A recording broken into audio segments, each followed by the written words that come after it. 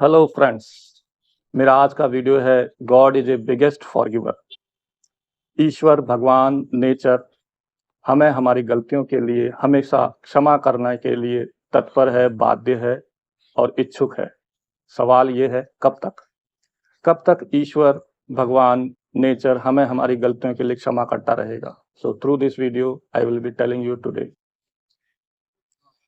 सो दोस्तों, आप लोगों ने कभी ये सोचने की कोशिश की कि हम इस धरती पर क्यों आए हैं और मरने के पश्चात हम कहाँ चले जाते हैं? हिंदू माइथोलॉजी के अनुसार इस धरती को मृत्युलोक कहा गया है। मतलब जो इस धरती पे जन्मा है उसे मरना भी है। लेकिन जन्म और मरण के बीच का जो समय है वो किस पर व्यतीत करना है? मतलब हम किस चीज के लिए यहाँ आए हैं? तो दोस्तों, हमें यहाँ कुछ सीखने के लिए भेजा गया है।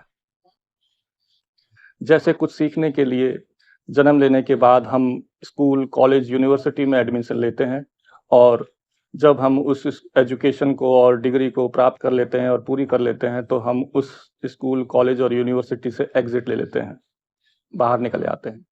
सेम वे इस धरती पर भी हम कुछ सीखने के लिए हमारे को भेजा गया है और जब हम उस चीज़ को सीख लेते हैं, उस चीज़ में परिपक्व हो जाते हैं, तो हम इस धरती से विदा ले लेते हैं। सो दोस्तों, क्योंकि हम इस धरती में बिल्कुल नए हैं, so definitely we will be committing number of mistakes also to learn that thing for whatever purpose we have been sent here.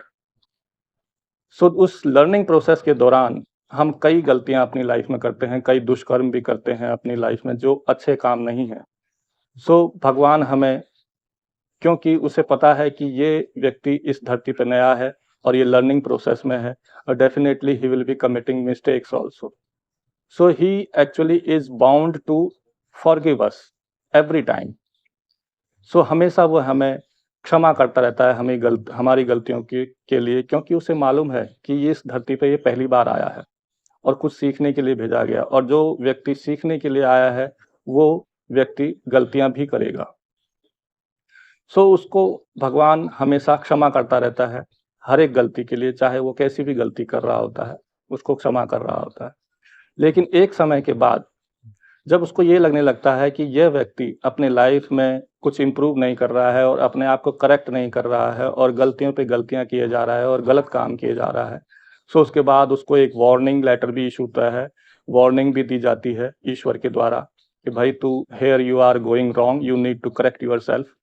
लेकिन फिर भी अगर कोई नहीं उस इंडिकेशन को नहीं समझ पाता है, उस पनिशमेंट को जो गॉड ने उसको दी है उसको नहीं समझ पाता है, why he is being punished, for what purpose, if he is not able to understand that thing, so God उसको फिर पनिश करके वापस उसी लोक में भेज देता है जहां से वो आया होता है।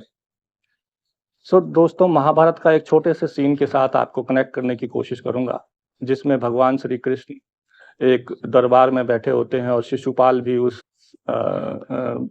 दरबार में बैठा होता है और शिशुपाल उसको, श्री कृष्ण भगवान को गलत संबोधन करता है, हर बार गलत तरीके से उनको ट्रीट करता है। सो भगवान श्री कृष्ण ने शिशुपाल को बोलते हैं कि मैं तेरे 100 गुनाह माफ करूंगा। लेकिन शिशुपाल, जो कि अपने आप को सुधार नहीं रहा होता है और करेक्ट नहीं करता है, every time he was doing same thing, wrong things towards Lord Krishna.